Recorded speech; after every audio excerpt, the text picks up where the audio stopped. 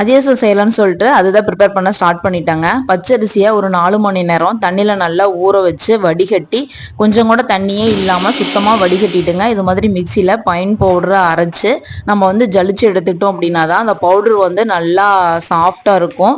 ஜலிக்காமல் போயிட்டோம்னா கொஞ்சம் வந்து நரன்னு இருக்குங்க. அதனால மாவு வந்து கொஞ்சம் கொஞ்சமாக மிக்சியில் போட்டு இது மாதிரி ஜலிச்சு தனியாக எடுத்து வச்சுக்கலாம். இன்னைக்கு வந்து நாங்கள் நாட்டு சக்கரை தாங்க ஆட் பண்ணியிருக்கோம். உங்களுக்கு வெள்ளை வேணுனாலும் ஆட் பண்ணிக்கலாம். நாட்டு சக்கரை ஃப்ளேவர் வந்து நல்லாயிருக்கும் அதிரசத்துக்கு அப்படின்னு சொல்லிட்டு நாட்டு சக்கரை வந்து ஆட் பண்ணிட்டோம். எல்லாமே அளவெல்லாம் பார்த்தீங்கன்னா அம்மா சும்மா அப்படி கையளவு தாங்க போட்டாங்க. பர்ஃபெக்ட் அளவு வந்து எதுவுமே போடலை. நமக்கு வந்து எந்த அளவுக்கு நமக்கு வந்து வெல்லம் வேணுமோ நாட்டு சக்கரை வெல்லம் அது வந்து நல்லா தண்ணி கொஞ்சமாக ஊற்றி நல்லா ஹீட் பண்ணிட்டுங்க.